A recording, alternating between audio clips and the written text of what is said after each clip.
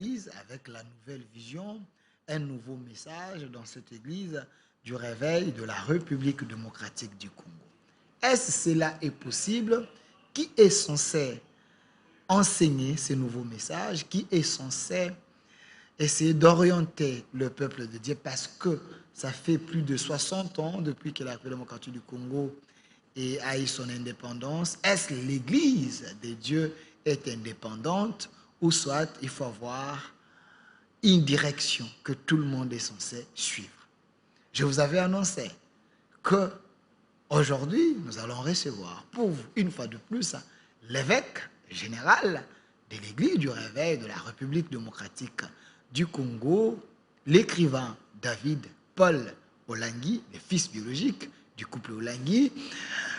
L'évêque, soyez le bienvenu. Merci, bon dimanche et que le Seigneur vous bénisse et merci pour l'invitation. Alors, quand on vous présente d'abord comme fils biologique du couple Olangui, l'honneur pour vous, une honte pour vous ou un fardeau? D'abord, je rends grâce à Dieu qui m'a donné des parents qui ont eu la grâce d'être choisis pour impacter cette nation, pour impacter le monde à travers l'évangile de Jésus-Christ, avec une révélation particulière sur le ministère chrétien du combat spirituel. Et vous avez vu vous-même, en moins de 30 ans, ce ministère a atteint le monde entier avec un succès et une réussite. Pour nous, c'est une fierté et une reconnaissance surtout envers notre Seigneur qui a permis cela, parce que sans lui, je ne crois pas qu'en moins de 30 ans, mes parents auraient réussi ce qu'ils ont réussi. Voilà pourquoi pour moi c'est une fierté, une joie d'avoir eu des parents qui aiment Dieu, qui craignent Dieu et qui ont impacté cette nation de la manière dont Dieu a voulu qu'ils impactent. Donc pour moi c'est une joie et un fardeau aussi, parce que vous savez qu'il est difficile à succéder des icônes comme papa et maman, des modèles, des icônes, des modèles, et il est difficile à les succéder.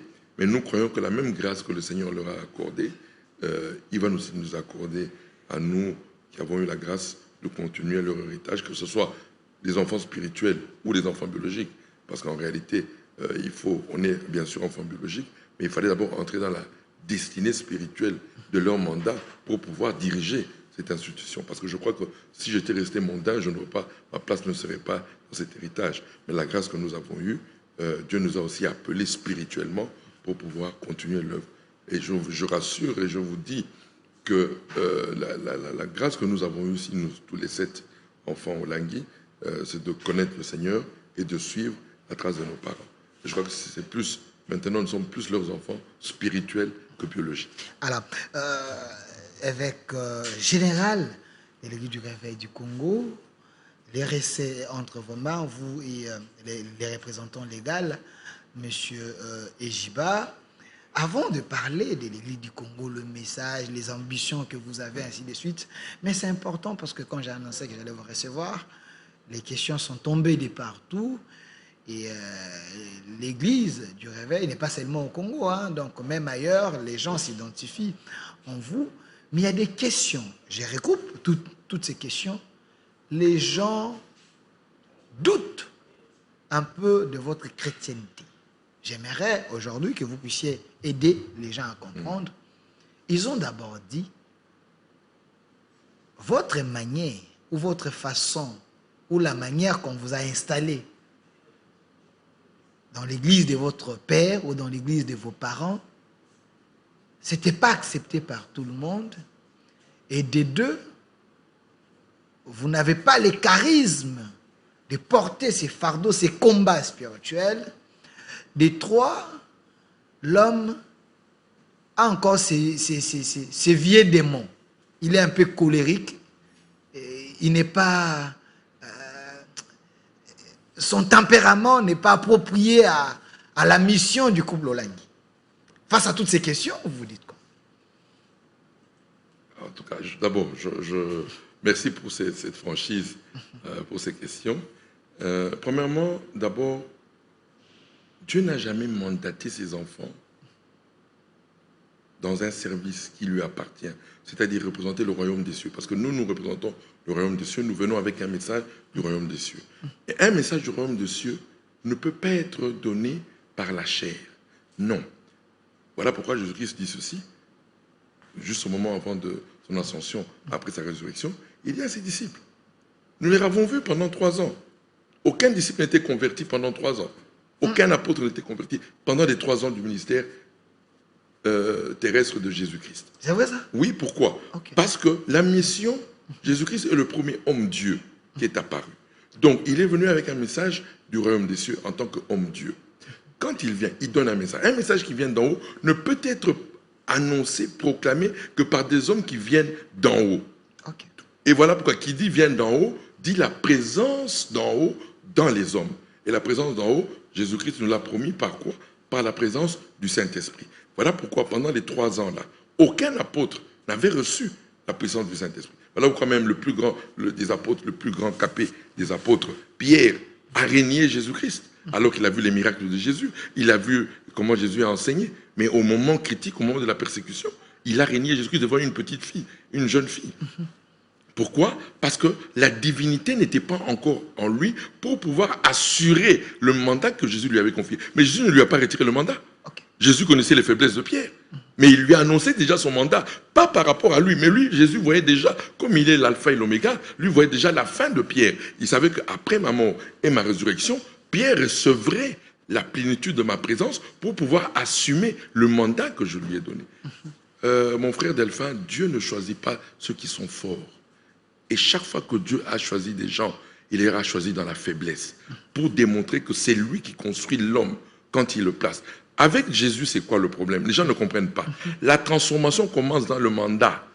Vous dites La transformation de l'homme, oui. Commence quand il te donne le mandat. Donc, si David Olang était colérique, mais Dieu t'a choisi d'abord avec sa colère, avec cette colère-là. Pendant l'exercice, Dieu commence à te transformer. Je ne suis pas différent. C'est ce que vous êtes en train de dire aux gens qui pensent que vous avez et puis je reviens toujours à ceci. Nous, au ministère chrétien de conversion, nous croyons aux liens de famille hérités par le sang. D'où j'ai tiré ma colère? Ma mère était la plus colérique de tous. C'est vrai ça? Oui, au début de ce ministère. Voilà, c'est quand je reviens. Au début de Maman Olag, elle était colérique. C'est d'elle que j'ai hérité cette colère. Donc, au début de son ministère, tous ceux qui l'a fréquenté connaissaient la colère de Maman Olag.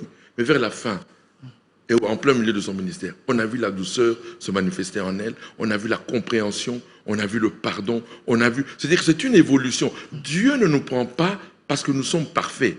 Et personne n'a été choisi parce qu'il a été parfait. Dieu nous choisit avec nos défauts. Et lorsqu'il t'appelle, il commence son chemin avec toi, il sait qu'il va te transformer de gloire en gloire. Mais quand est-ce que le brisement intervient? Dieu brise d'abord la personne avant de l'amener dans les ministères. Ou le brisement, c'est pendant les ministères. Là, vous risquez d'amener les gens un peu dans la confusion. Non, c'est-à-dire que moi, je me suis converti depuis 2003. Le vrai brisement, d'abord, d'un enfant de Dieu, c'est quand il est capable de proclamer son passé tel qu'il était avant. Nous avons beaucoup de serviteurs de Dieu ici. C'est le cas qui ne connaît pas mon passé. Ce n'est pas que les gens sont allés chercher mon passé. Moi, je le prêche, je l'enseigne. C'est ça le premier brisement de quelqu'un qui a la présence de Dieu. C'est de reconnaître que oui, de regarder là où Dieu m'a tiré. J'étais ceci, j'étais un menteur, j'étais un voleur, j'étais un escroc, j'étais un impudique, j'étais un alcoolique. Ce Dieu, c'est ça le premier brisement. Le premier brisement, il est d'abord spirituel. Ce n'est pas des brisements qu'on regarde, des faux brisements charnels. Non, c'est pas ça. Le brisement, il est d'abord spirituel. Quand quelqu'un peut reconnaître qu'il est venu de nulle part et que Dieu l'a tiré de nulle part. Ça, c'est le premier brisement. Et de ce côté-là, et voilà, c'est ça qui nous amène à aller vers le mandat que Dieu t'envoie. Quand quelqu'un est incapable de donner son témoignage, aujourd'hui, il y a des gens qui ont honte de parler de leur passé. On ne connaît même pas leur passé. Et il y a même d'autres qui sont serviteurs, mais qui font des pires choses aujourd'hui. Et ils ne le dénoncent même pas. Ils ne le dénoncent même pas. Ils ne le dénoncent même pas. Beaucoup sont en impudicité. Beaucoup de serviteurs de Dieu sont en impudicité. Dans l'alcoolique. Oui, dans l'église de l'Église aujourd'hui, oui. On va parler de l'église, mais restons d'abord. Voilà. Alors, moi, je dis, voilà. Aujourd'hui, comme je dis, le Seigneur nous prend tel que nous sommes quand il t'appelle d'abord pour la conversion. Il te prend, il commence à te transformer. Et quand il t'appelle, ce n'est pas que tu atteins la perfection. Et aucun homme n'atteindra la perfection sur la terre. On tend vers la perfection. Mais aucun homme n'atteindra la perfection. S'il y a un pasteur qui te prêche qu'on atteindra la perfection sur la terre et qu'il faut être sauvé pour être sauvé, il faut être parfait. Je dis ça, c'est de la connerie. C'est de la bêtise même. Mais quand Paul dit soyez mes imitateurs comme moi je les suis du Christ, ce qui veut dire celui qui suit Christ deviendra un modèle comme Christ. Oui, d'abord, le premier modèle, c'est quoi? Quel était le premier modèle? Le premier modèle de Paul, c'est la confiance à l'œuvre absolue du Christ. Et ça, beaucoup ne le suivent pas. Le premier modèle de Paul, ce n'est pas dans sa marche avec Christ. Le premier modèle, c'est dans la foi. Parce qu'aujourd'hui, quel est le grand problème que nous avons dans l'Église aujourd'hui? Nous n'avons pas la foi de Paul. Parce qu'on n'a pas la connaissance de Jésus-Christ que Paul avait. Qu'est-ce que nous racontons aujourd'hui dans notre Église? Vous crachez un peu le fer si vous pensez qu'aujourd'hui, les gens n'ont pas la connaissance de Paul. Oui, beaucoup n'ont pas la connaissance. Parce que nous prêchons des traditions, nous prêchons ce qui n'est pas biblique, nous prêchons ce que Christ n'a pas enseigné. Okay. Donc, je reviens à dire ceci. Aujourd'hui, quand Paul dit « Soyez mes imitateurs », première des choses, est-ce que vous croyez que réellement Jésus-Christ est Dieu et qu'il est venu en chair sur la terre? Il a sacrifié sa sainteté. Il est mort, enseveli, ressuscité, glorifié pour que les hommes soient pardonnés, sauvés, transformés à l'image du Christ et à la ressemblance du Christ, et que Jésus-Christ reviendra nous chercher. Est-ce que vous croyez d'abord à ce fondement? Si vous croyez à cela, oui, vous êtes le premier imitateur de Paul. Okay. Deuxième chose maintenant, nous continuons en disant voilà ceci. Celui qui croit en ça, quelle sera la conséquence? L'Esprit de Dieu viendra habiter en lui pour commencer à manifester la nouvelle dimension de vie de cet homme nouveau que nous appelons la nouvelle naissance. Alors, l'évêque général de l'Église du Réveil du Congo, David Paul Olangui, dans cette émission, on ne met pas des gants, c'est pour sauver l'Église. La prévanée, l'émission s'appelle Labo. Dans les labos, il y a tout. Nous avons les échantillons. Nous appelons les gens capables à nous donner les médicaments qu'il faut pour que l'Église de Dieu soit réellement restaurée. Nous avons la bonne personne devant nous, les représentants légaux de l'Église du Réveil. Donc l'évêque général. Les représentants, c'est Ejibert Mapia, je ne vais pas qu'il s'énerve. L'archevêque président. Voilà, l'archevêque président, je ne vais pas qu'il s'énerve. Alors, M. Paul David Olangui, comme l'évêque général de l'Église du Réveil, parce que cette affaire est scindée en deux, Ejiba représente, il est l'interface de l'Église avec l'État, vous êtes la personne qui porte les messages de cette Église du Réveil de la République démocratique du Congo. Vous avez trouvé cette Église en quel état? À quel état? Et qu'est-ce que vous pensez faire de cette Église du Réveil du Congo et les récits? D'abord, première chose, j'aimerais rendre hommage à tous ceux qui ont eu un jour la grâce, la révélation de fonder cette Église, de créer cette Église, l'Église du Réveil du Congo. Notamment, je pense à tous les fondateurs, que ce soit les hommes de Dieu ou les communautés qui ont participé à la création de cette Église.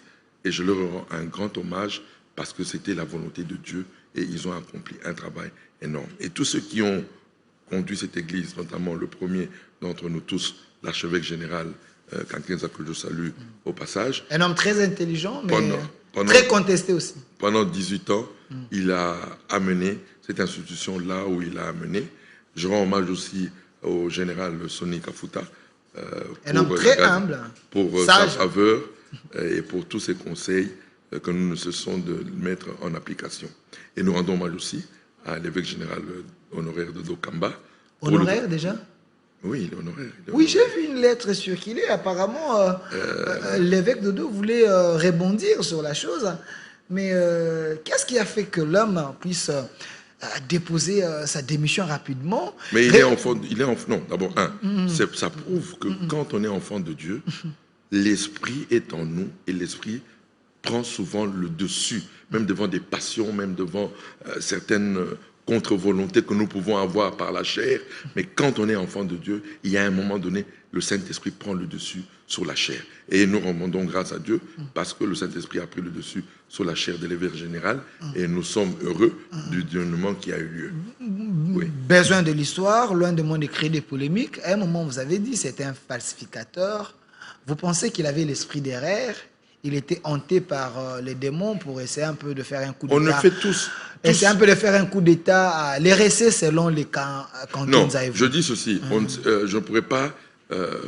pour moi, les intentions, loin de moi de dire quelles ont été les intentions de l'évêque général honoraire de Dokamba. Mais tout ce que nous savons, nous avons constaté que les statuts ont été falsifiés. Les raisons, ça nous ne le savons pas. Je ne peux pas aller pour te dire non, voilà. Peut-être qu'ils voulaient sauver cette église entre les mains d'un groupe de gens, peut-être. Je ne sais pas. Hein, loin de moi de polémiquer là-dessus. Mais le constat était là. C'est qu'il a falsifié les statuts. Et comme les collèges de fondateurs ont un droit de regard, car toute grande décision de l'Église doit avoir l'avis des collèges de fondateurs. Parce que c'est eux qui ont fondé cette Église. Donc comment voulez-vous réviser un statut ou prendre des grandes décisions sans consulter voilà, les collèges de fondateurs. Les propriétaires, parce qu'il semble que l'RC, c'est l'électrique, comme on dit à Lingala, l'RC appartient, sans les intéresser. L'RC appartient à Jésus-Christ. Et Jésus-Christ a mandaté des hommes qui ont eu la grâce de réfléchir sur comment fonder cette église. Ils ont la prédominance. Si vous ne voulez pas, ne venez pas dans cette église. Mais au moins le respect nous amène à ce que nous respectons le collège de fondateurs. Voilà pourquoi dans l'organigramme de notre église, c'est pratiquement le collège de fondateurs qui est rattaché à ce que nous appelons au Conseil ecclésiastique national, qui est un peu l'Assemblée générale, pour dire que voilà, leur avis compte. Et c'est un avis, et c'est normal. Parce que, comment voulez-vous, est-ce que vous voulez me dire aujourd'hui que les gens qui ont fondé cette église, qui ont eu la vision de cette église, comment vous voulez les mettre de côté sans les consulter pour des cas, par exemple, de révision du statut? Moi, je peux avoir une ambition aujourd'hui de réviser le statut, mais je ne le ferai pas comme un insensé. J'irai dire, voilà, au père... Vous allez éviter les bras de fer. Je vais dire non, je vais aller dire, voilà, pourquoi j'aimerais qu'on améliore le statut? Voilà. J'argumente. Si le collège fondateur dit, voilà, ces arguments correspondent à la vision de l'Église, gloire à Dieu. On marche dans la main. Mais on ne fait pas un bras de fer où on va aller faire des choses sans leur accord. Non. Mais c'est déjà passé, mais c'est important que nous puissions éclairer un peu l'opinion par rapport à cela. Il semble que cette église du réveil, l'RC est entre les mains de moins de 10 personnes. Vous avez évêque Mukuna, que nous saluons. Vous avez monsieur... l'archevêque, Kankenza, général oui. Kankenza, vous avez 5, pas plus de 10 personnes, mais c'est eux qui décident, c'est eux qui vous manipulent, c'est eux qui vous placent comme des pions. Donc Jésus n'est plus votre... Il n'y a pas de manipulation. Écoutez, votre appui. Donc. Dans les choses de Dieu, il n'y a pas de manipulation. Tout concourt au bien de ceux qui aiment Dieu. C'est-à-dire quoi? Dieu agit comme il le veut, il est souverain. Et il y a des pères fondateurs qui sont là. Aujourd'hui, ils étaient au nombre de 14 quand ils ont fondé cette église. 14 fondateurs. 14, beaucoup sont rentrés dans la gloire, il y a beaucoup qui sont vivants. Quel sera l'objectif? Et je crois que l'archevêque président, dans une de ses politiques, sera maintenant de faire le sommet de l'unité. Ramener d'abord que tous les fondateurs redeviennent un dans cette église.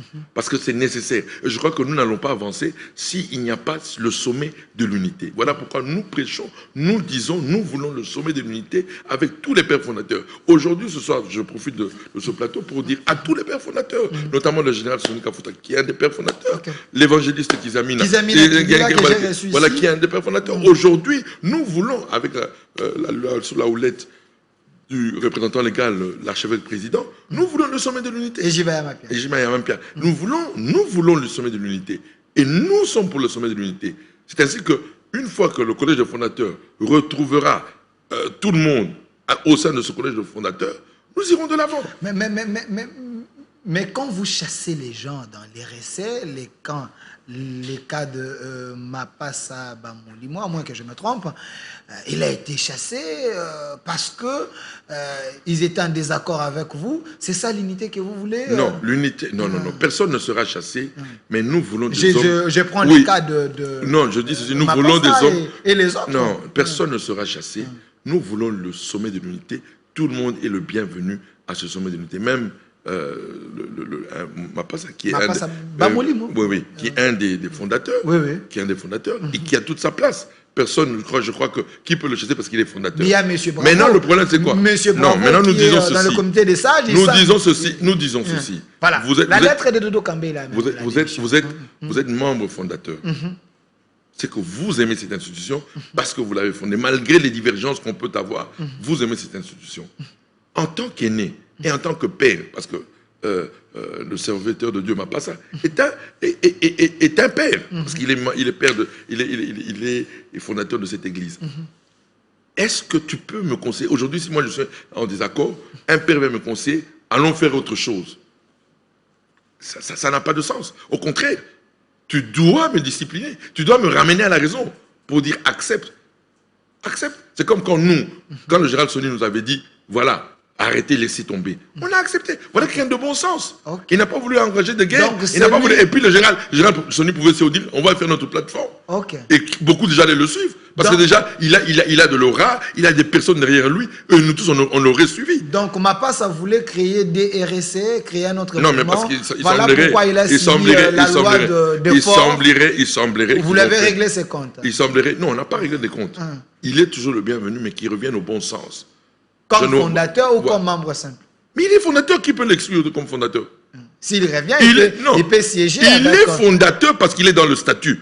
Et nous, on n'a pas. Oui, mais le statut, nous ramenons le statut initial. Okay. Dans le statut initial, est-ce que son nom n'est pas là? Son nom est là. Okay. Donc il est fondateur. Il peut avoir aussi des postes et des responsabilités parce qu'il est le père fondateur. On peut les conciter. Généralement, aujourd'hui, les fondateurs sont dans le collège des fondateurs qui est l'organe. Donc il peut siéger avec les Kankens et les autres. Mais est-ce qu'il y a un problème? Il n'y a pas de problème là-dessus. Mais qu'ils reviennent dans le bon sens. Que nous ne voulons pas des hommes qui créent la division. Parce que quand maintenant, toi, tu te dis, voilà, tu es fondateur de l'RC et que tu vas aller contribuer à créer une nouvelle plateforme, je me dis, non, papa, tu es un père, honore-nous. Honore l'institution, malgré les divergences. Le général Soni Kafuta pouvait, et je dis bien, c'est quelqu'un qui a de l'aura dans ce pays, c'est quelqu'un qui est connu dans ce pays, il a impacté ce pays par l'évangile que Dieu lui a donné. Lui pouvait dire, voilà, je fais une plateforme, et les gens allaient le suivre. Mais il ne l'a jamais fait. Soni Kafuta était un modèle, il avait subi autant de coups par les coups de ses amis, mais l'homme reste toujours icône, et je reconnais vraiment la grâce de Dieu dans ces grands hommes de Dieu de la nation, M. Soni Kafuta, Rockman. Alors, il faut que les pays puissent même vous décorer parce que vous méritez, vous avez fait beaucoup vraiment pour ces pays. Alors, avant de passer à autre chose, je ne sais pas si qu'est-ce qui avait poussé pour que l'évêque sortant, Dodo Kamba, puisse démissionner. Vous m'avez envoyé votre directeur de cabinet, prophète Daniel Katen, très intelligent, qui parle bien. On avait fait une émission. Il avait expliqué des choses sur le plan des droits. Il avait même conseillé à l'évêque Dodo Kamba de démissionner pour qu'il ne soit pas humilié. Pensez-vous que ces messages étaient entendus de l'autre côté parce qu'il y avait tellement de réactions? C'est ce qui a poussé peut-être l'autre camp à comprendre qu'ils étaient dans les rêves. Revenons d'abord. La démission d'abord de Dodo Kamba. La lettre, s'il vous plaît, de la démission. Oui, la lettre, nous honorons, ça l'honore. D'abord, le fait qu'il ait démissionné, mais ce n'est pas ça. Le problème, d'abord, c'est qu'il a été d'abord destitué. Okay. Il a été destitué pour faute grave en falsifiant les statuts. Okay. Ça, c'est un fait. Il a été destitué. C'est-à-dire qu'il démissionne ou qu'il ne démissionne pas, il avait déjà été destitué. Donc, c'était sans effet. C'était sans effet. Okay. Il est allé au Conseil d'État.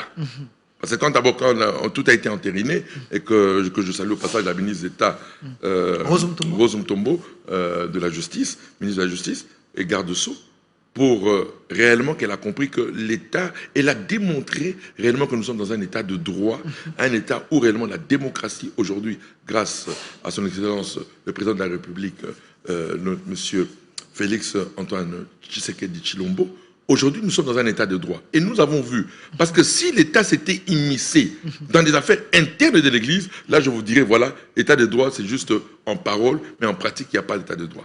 Et Madame la ministre a accepté cette la décision de l'Église, et elle a donné, depuis le 4 décembre, elle avait signé un arrêté qui désignait la nouvelle équipe dirigeante de l'RC.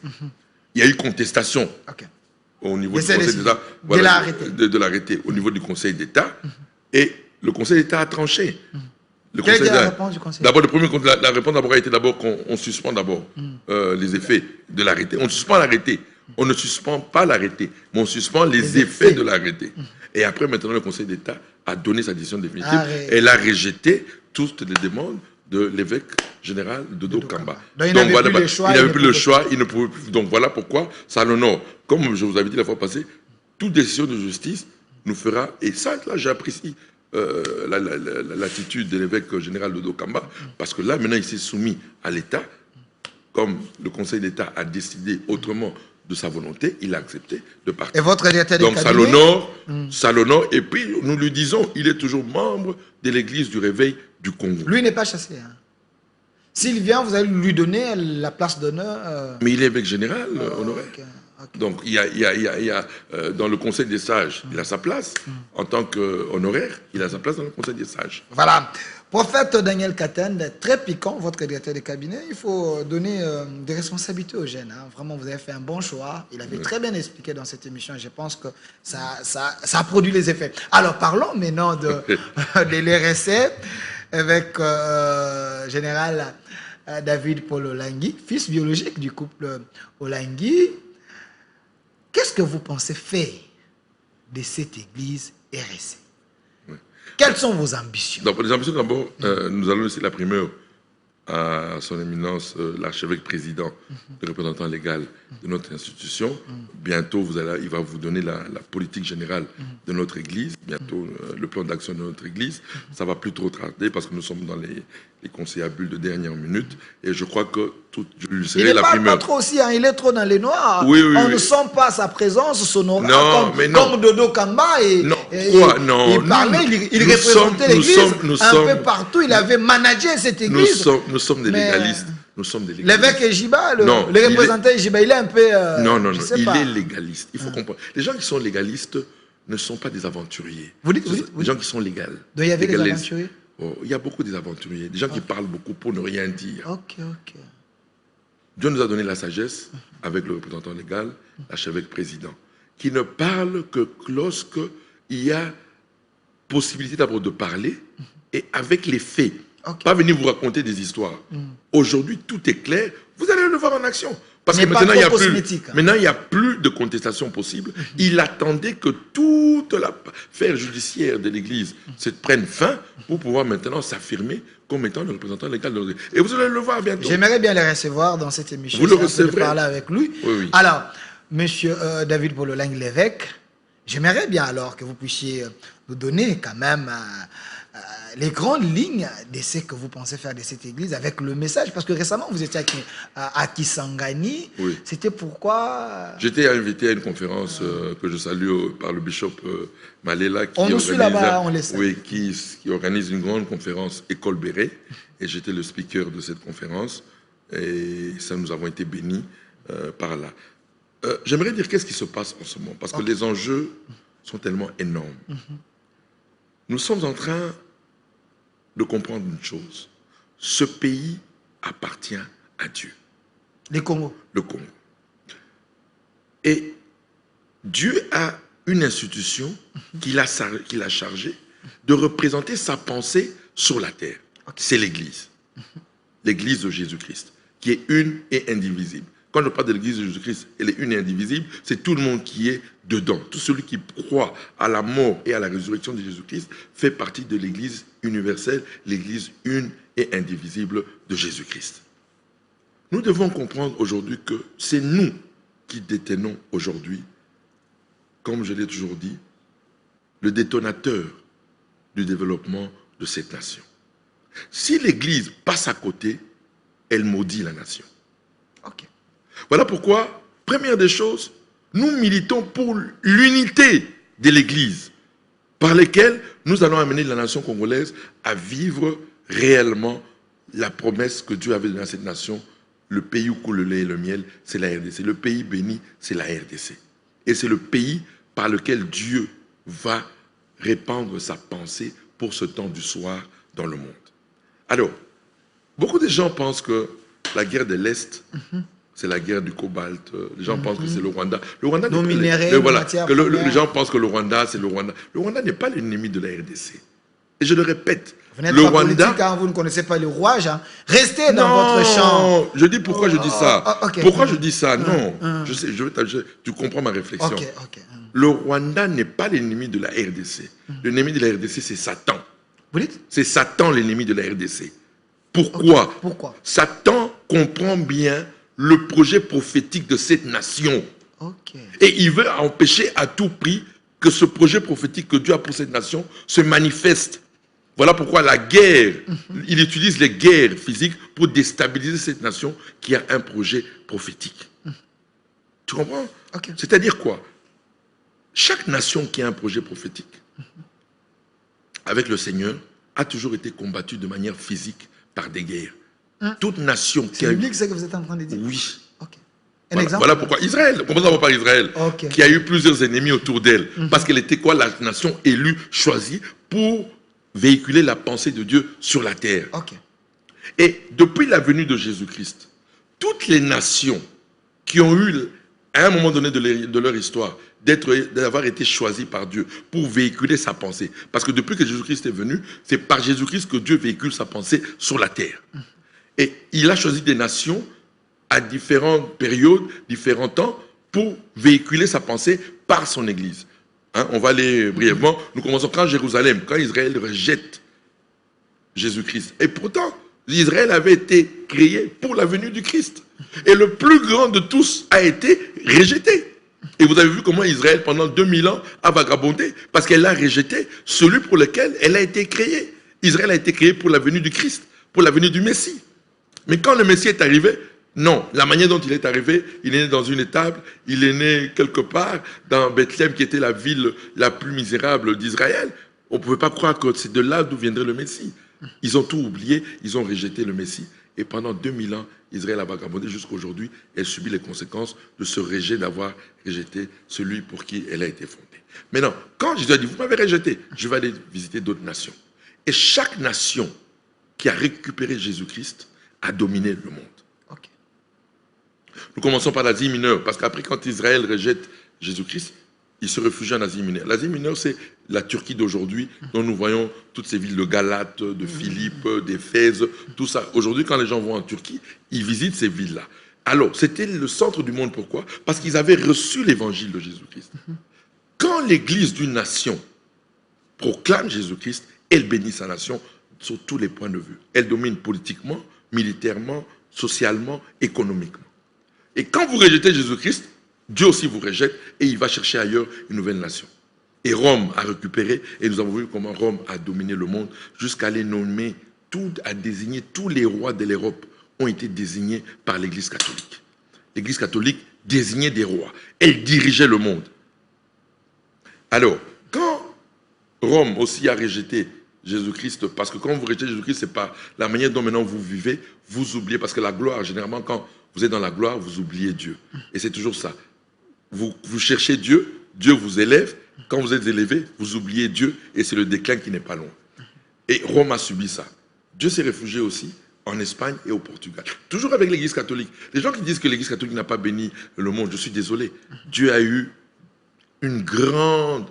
Comme je le dis toujours, l'Église catholique a béni le monde et elle a béni les nations. Et quand l'Espagne et le Portugal, par l'Église catholique, récupèrent l'évangile, Dieu leur donne aussi l'intelligence de construire des bateaux pour aller propager l'évangile dans le monde entier.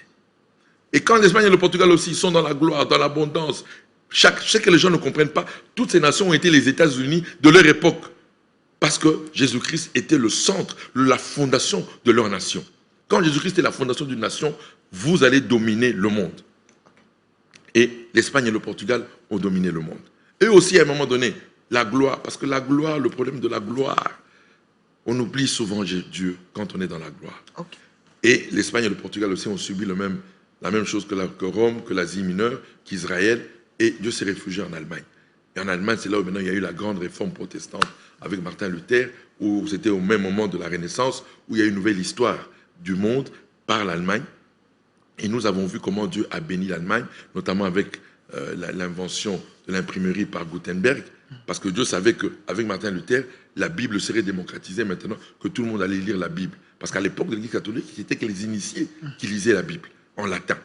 Et quand maintenant il y a la réforme protestante, première des choses, Martin Luther traduit la première fois la Bible en allemand.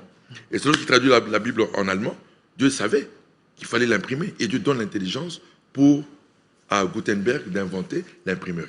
Donc, si l'imprimerie a été inventée, c'était pour la Bible. Pour la Bible, voilà. Donc, et il a donné à la nation où a été traduite la Bible. Et c'est l'Allemagne. Alors, et vous allez comprendre qu'à chaque fois que Jésus-Christ devient la pierre angulaire d'une nation, la nation est élevée dans tous les domaines de la vie. Et quand on arrive à la gloire, le déclin n'est pas loin. L'Allemagne aussi, au moment de la gloire, on oublie Dieu. Non, c'est nous, c'est notre intelligence, c'est notre sagesse. Et Dieu aussi dit, ok, je vais maintenant en Angleterre. Et quand il va en Angleterre, là, on a connu l'Empire britannique avec la révolution industrielle. Et c'est au même moment où Wesley sort avec l'église méthodiste, avec les méthodistes, avec le message de la sanctification. Parce que chaque église donne un message. Martin Luther est sorti avec le message de la justification par la foi. Les méthodistes sont sortis avec le message de la sanctification. Et il y a eu la révolution industrielle et l'Empire britannique a dominé le monde. Au moment aussi de la gloire aussi, Dieu, on l'oublie. C'est maintenant notre intelligence, notre sagesse. Dieu quitte l'Angleterre maintenant pour l'Amérique, qui est la dernière des églises que nous connaissons. Et maintenant, c'est le tour de la RDC où nous allons chuter. Et voilà pourquoi la guerre de l'Est, en réalité, c'est les douleurs de l'enfantement de cette église qui doit... Donc c'est le diable qui est le cerveau moteur. Oui. Donc, si c'est le diable qui est le cerveau moteur, mais l'église du réveil de la République démocratique du Congo, cette église, c'est la meilleure église qui prie, qui fait des prières sans cesse. Vous avez même invité les chefs de l'État au stade des martyrs. Vous étiez là, vous avez même fait une prière pour que cette guerre cesse. Mais jusqu'à aujourd'hui, la guerre continue. Voilà. Donc, vous, l'église, vous êtes impuissante alors? Non, on n'est pas impuissante. Les circonstances et le temps appartiennent à Dieu. Vous faites déplacer même le président de la République. Vous faites des prières, des jeûnes et prières. Mais rien ne change. Non, ça va changer. Les douleurs d'enfantement, écoutez-moi très bien. Les douleurs d'enfantement, c'est normal. Et je vous dis une chose, bientôt vous allez voir la fin de la guerre, pas par les armes. C'est Dieu qui mettra fin, un terme à ces... Et je répète à tout Congolais qui me suit ce soir. Vous prenez trop de risques. Cette guerre de l'Est, s'il vous plaît. Cette guerre de l'Est... Vous pouvez retirer, vous prenez trop de risques. Non, je ne retire pas. Que la guerre va cesser par la prière. Par la prière. C'est Dieu qui vous, va l'église du réveil, vous prenez les devants comme ça. Je dis ceci, c'est Dieu qui mettra fin à cette guerre de manière miraculeuse. Pourquoi? Cette guerre, ce sera pour ramener Dieu dans cette nation en vérité et en esprit. Lorsque le Congolais verra que ce n'est ni la politique, ni les armes qui a mis fin à cette guerre, mais que c'est par la puissance de Dieu, tout le monde va dire, voilà, maintenant revenons à Dieu sincèrement. Et je vous dis, que quand vous êtes un pays choisi, Dieu permet ces genres de circonstances pour que son autorité soit établie. Et le Congo a besoin de l'autorité de Dieu. Et voilà pourquoi la guerre de l'Est, c'est pour l'établissement de l'autorité de Dieu dans cette nation. Parce que vous êtes l'évêque général de l'église du réveil, nous sommes dans un pays laïque, la laïcité oblige. Vous pensez que vous avez le monopole, contrairement aux autres? Non, tout le monde... Est-ce que ce message, c'est le même message que d'autres confessions? Mais celui qui connaît la vérité de la parole, celui qui a Jésus-Christ pour fondement, ne peut que me croire, ne peut que dire oui, je crois en cette parole parce que c'est la Bible qui l'atteste. Je reviens, je dis ceci. Aujourd'hui, ce que beaucoup de Congolais ignorent, nous sommes un pays laïque. Ça, c'est selon nous. Mais selon Dieu, non. Selon Dieu, nous sommes le premier pays sur la terre qui sera dirigé spirituellement par Dieu lui-même, à travers son église. À travers Simon Kimbangu. À travers son église. Simon Kimbangu, qui est le prophète majeur du Congo, la boussole même de cette église. Son église. Je répète ceci. Jésus-Christ a utilisé le premier prophète de cette nation, Papa Simon Kimbangu. Oui. C'est celui, il y a même la terre promise, ici en Kamba. Non, il faut s'y rendre aussi, pour aller tirer un peu des bénédictions. Pour tirer des bénédictions, pour gérer bien cette église. C'est Jésus-Christ qui nous bénit. Je vais, moi, j'ai rencontré... Non, mais nous, on s'est béni entre les hommes de Dieu. Il n'y a pas de problème. Non, lui, il est plus supérieur que vous. Il peut vous bénir autrement. Vous donnez même l'eau d'un Kamba.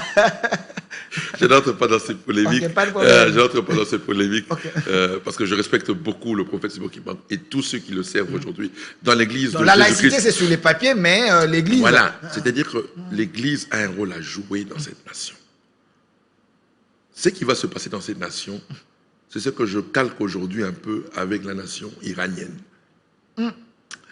En Iran, nous avons ce que nous appelons l'ayatollah, qui est le guide spirituel. Et nous avons le président de la République et son gouvernement. Mais toute leur politique, c'est fonction du guide spirituel. Ça, c'est selon eux.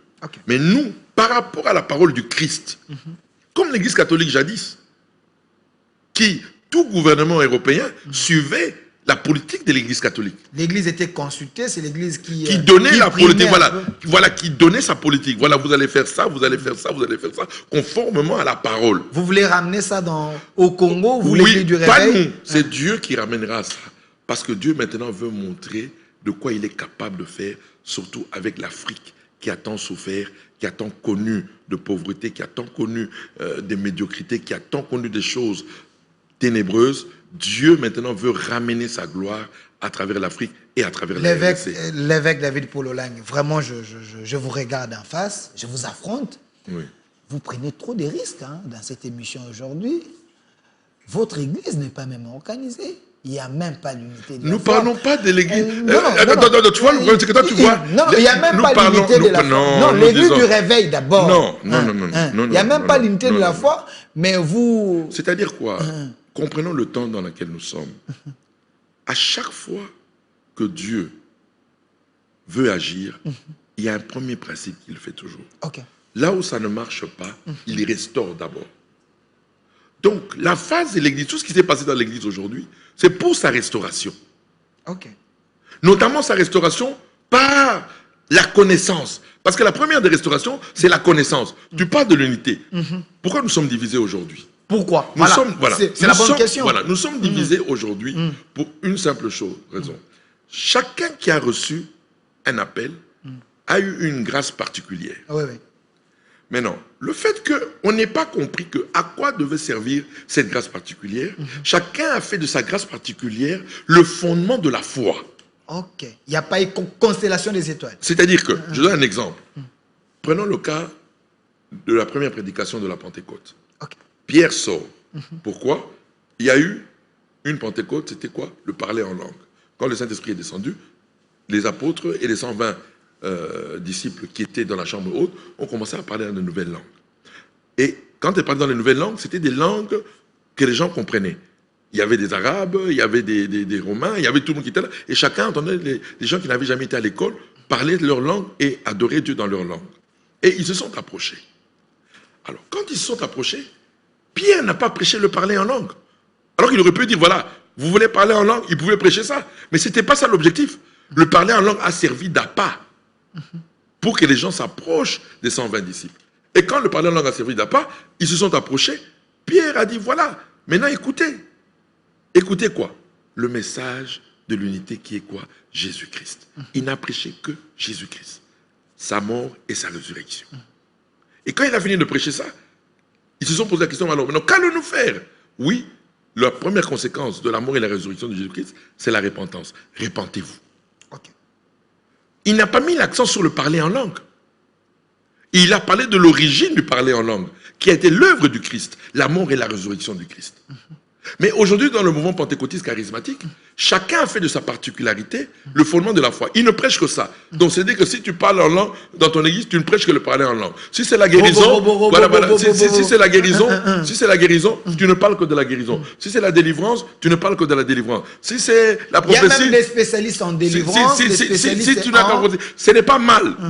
Il doit y avoir des spécialistes. Mais que le fondement, mais que le fondement soit Christ. Okay. C'est ça que nous voulons. Parce que si le fondement, si celui qui est spécialiste de la guérison, mais qui dit, voilà, la guérison, le fondement de la guérison, c'est la mort et la résurrection du Christ, oui, tu seras dans l'unité. Si celui qui parle de la prophétie, il dit, oui, si Dieu peut parler à travers les hommes aujourd'hui, c'est grâce à la mort et à la résurrection de Jésus-Christ. Si celui qui parle de la délivrance, du combat spirituel, de la prospérité, aujourd'hui, si pourquoi Dieu peut nous bénir matériellement, financièrement, c'est parce que Jésus-Christ, par sa mort et sa résurrection, a abandonné tout pour nous rendre prospères. C'est-à-dire que la mort et la résurrection, s'il redevient le fondement de la foi de tous, chacun va élever la mort et la résurrection. Quand tu élèves la mort et la résurrection, tu élèves Christ. En ce moment-là, nous allons parler de l'unité. Alors, évêque général de l'Église du Réveil, nous chitons, mais je veux vous poser 2-3 questions de téléspectateurs, parce qu'il ne fallait pas que je vous rate. Les gens regrettent. Vraiment, Jacques Vernon, dans l'église du Congo, l'homme était clean, l'homme faisait bien des choses propres, mais les gens doutent un peu de vos capacités de réguler cette église sur le plan du message, parce que vous êtes l'évêque général de l'église du Réveil du Congo. Il y a trop de bavures, il n'y a pas de sanctions. Vous laissez n'importe qui monter à la chair, prendre les micros et dire n'importe quoi. Il y a trop de commerçants dans votre église. On m'a donné un exemple, hein, et il y a loin de moi de vous amener dans les polémiques, mais c'est quand même important. Les prophètes Francis Tatou, une vidéo qui circule, l'homme dit, aujourd'hui, moi je peux aller en France sans même aller à l'ambassade, demander un visa, parce que j'ai la puissance de Dieu, je peux me réveiller comme ça, j'ai fait un voyage astral, je me retrouve là-bas. C'est possible, il faut croire. Est-ce que vous ne pensez pas que ce genre de message frise un peu, discrédite vous, votre église du réveil? Non, ça ne le discrédite pas. Vous savez, je vais dire une chose aussi. Ok. Ce qui est dommage, on n'a pas compris pourquoi Christ est venu. Christ n'est pas venu laisser l'homme dans son état d'homme. Christ est venu créer une nouvelle race. La race des hommes dieux. Il est le prototype de cette nouvelle race, qui est l'union de la divinité et de l'homme. C'est-à-dire quoi? Un chrétien qui naît de nouveau. Quel est le problème de l'Église? L'Église a voulu laisser Christ pour les choses de la terre. Jésus n'est pas venu pour les choses de la terre. Pas pour les choses terrestres. Non! Lui, il est venu pour l'homme intérieur, l'homme esprit. Il est venu pour l'homme esprit. Et c'est parce que le chrétien ne développe pas son homme esprit qu'il est toujours le dernier. Mais regardez, je vous donne un exemple. Aujourd'hui, pourquoi? Mais pourquoi aujourd'hui les gens qui sont dans des Maïkari, Rose-Croix, pourquoi eux règnent? Parce que eux là-bas, ce n'est pas pour les choses de la terre. Les gens pensent qu'on devient Maïkari pour être ministre. Non! Là-bas, il va développer son homme intérieur. Mais l'homme esprit selon leurs principes. Alors que nous, selon les principes du Christ, oui, mais nous avons des témoignages. Si Jésus-Christ a marché sur l'eau et qu'il a dit vous ferez la même chose que moi, il y a des hommes Dieu qui peuvent marcher sur l'eau aujourd'hui. Si aujourd'hui, c'est pas un scandale. Donc, je reviens. Mais c'est quand même. Écoute-moi, attends, moi je ne parle pas de la manière, je dis ceci. Oui. Je donne un exemple. Un exemple. Revenons. Voilà. Prenons, parce que papa, moi tout c'est biblique. Revenons avec Philippe. Ok. Philippe passe. Il y a l'unique Éthiopien, et c'était un peu ça avec un Africain. L'unique Éthiopien qui est dans son char, en train de lire Ésaïe 53. Il lit Ésaïe 53, c'était le message du Christ. Il lit, il ne comprend rien. Philippe débarque. Philippe lui explique. À la minute même, il accepte d'être baptisé. Quand il vient d'être baptisé, Philippe disparaît. Comment il a disparu? Comment il a disparu? Quand Pierre a été arrêté en prison, comment il est sorti de la prison? Pourquoi vous ne voulez pas croire à ce qui est réel? C'est réel, ces choses. Aujourd'hui, maintenant, nous voulons... C'est pas trop exagéré. Non, c'était exagéré comment? Parce que l'Église ne veut pas entrer dans cette dimension de l'esprit. Bandokia solo, c'est Zabiso, Bananzambe. Bandokia solo. Parce que nous avons la puissance au-dessus de tout. Mais oui, mais je te donne un exemple. Regarde, pour vous montrer que le diable est un imitateur. Le diable est un imitateur. Le diable est un imitateur. Pour que l'esprit de l'homme intérieur, selon le diable, prospère, qu'est-ce qu'il doit faire? Il doit sacrifier des êtres humains. Il doit verser le sang humain. C'est alors que ton esprit monte. Plus tu donnes des sacrifices, plus tu montes. Mais c'est un imitateur. Qu'est-ce que Jésus-Christ m'a dit? Celui qui mange ma chair et qui boit mon sang a la vie. Où est-ce qu'il a imité ça? Pourquoi il y a Il a imité ça chez qui? Chez Jésus-Christ. Alors, la nourriture spirituelle du Saint-Esprit, c'est la chair et le sang de Jésus. Celui qui met sa foi dans ce que la chair de Jésus lui a donné, celui qui met sa foi dans le sang, ce que le sang de Jésus lui a donné, sera un homme d'esprit. Son esprit saint, l'Esprit Saint dans l'homme fera de lui. Moi, je pourrais lire tes pensées, c'est normal. Ça, ne sont pas des choses. Mais Jésus-Christ lisait les pensées des gens. Si moi j'ai la vie du Christ, comment je ne peux pas lire tes pensées? Moi, je me rappelle, j'avais 13 ans. Je suis allé voler dans la chambre de ma mère de l'argent. À 13 ans. On était sur la justice ici à la Gombe. Je suis allé voler. À 13 ans. J'ai volé, tout le monde était au salon, maman était dehors, je suis entré dans sa chambre, j'ai piqué l'argent. Je suis allé cacher ça très loin là. Pendant que je le faisais là, l'esprit révélait à ma mère. L'esprit révélait à ma mère, elle n'était pas avec moi. L'esprit lui montre là où j'ai pris son argent et là où je suis allé cacher l'argent. 10 minutes c'était trop. Elle est venue, elle est entrée dans ma chambre. Elle est là où j'ai caché. Personne ne pouvait voir. Elle a pris, et puis elle m'appelle, et dit, le Seigneur m'a révélé. Tu as volé comme ça. Alors, ce sont des choses qui sont normales.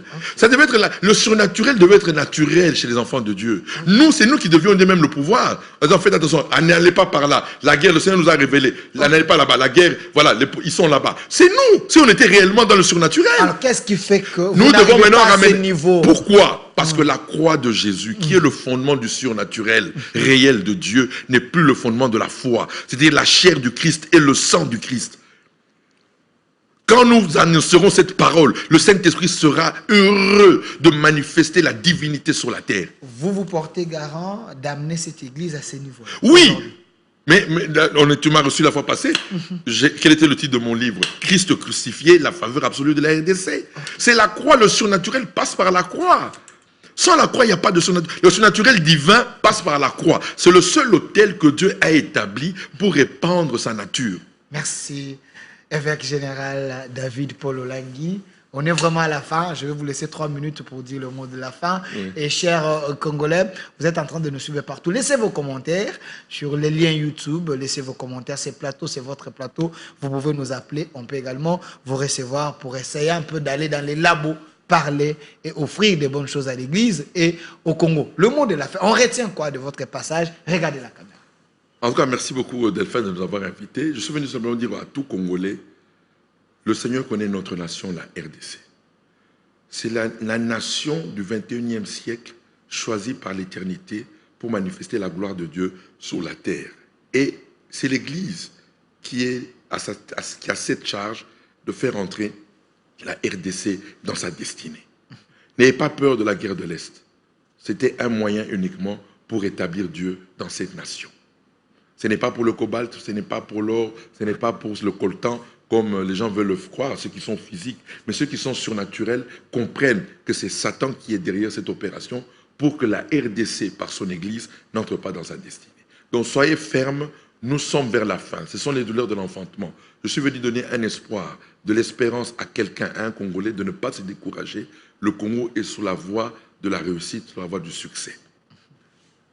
Et je demande à tout celui qui est serviteur de Dieu, ramenons la spiritualité dans notre Église. Quelle que ce soit n'importe quelle Église, catholique, protestant, pentecôtiste, charismatique, indépendant, messianique, nous tous, nous avons le devoir, en ce temps du soir, de ramener le vrai message du Christ afin que la puissance du Saint-Esprit que nous avons lu dans les Actes des Apôtres se manifeste dans notre Église afin que la RDC connaisse la gloire des nations. La RDC succédera aux États-Unis. Les États-Unis du 21e siècle, c'est la RDC. Faites confiance à Dieu. Il n'a pas donné toutes ces richesses pour rien. Mais ces richesses n'entreront en vigueur qu'après le réveil spirituel de notre nation. Donc, la charge est à l'Église. Merci, évêque général de l'Église du Réveil. David Paul Olangui, vous êtes dans l'RSC. J'ai aimé, vous avez dit, même Dodo Kamba, même Apassa et les autres, ils ont leur place dans l'RSC. Vous voulez l'unité pour que cette église puisse diriger et donner la vision et l'orientation à cette nation. Votre émission Labo Spirituel, c'est chaque dimanche ici à l'Univers Télévision à partir de 20h. Rediffusion lundi à partir de 13h10. Cette émission, c'est votre émission, c'est votre plateau. Un grand merci à l'équipe qui m'a accompagné derrière la caméra. J'ai vu les caméramans Bogart qui étaient là, M. Bola qui était là, et puis la réalisation de M. Landry Foucault et avec M. Fils et Philly. Restez fidèles à nos programmes et notre RDC est possible. Au revoir.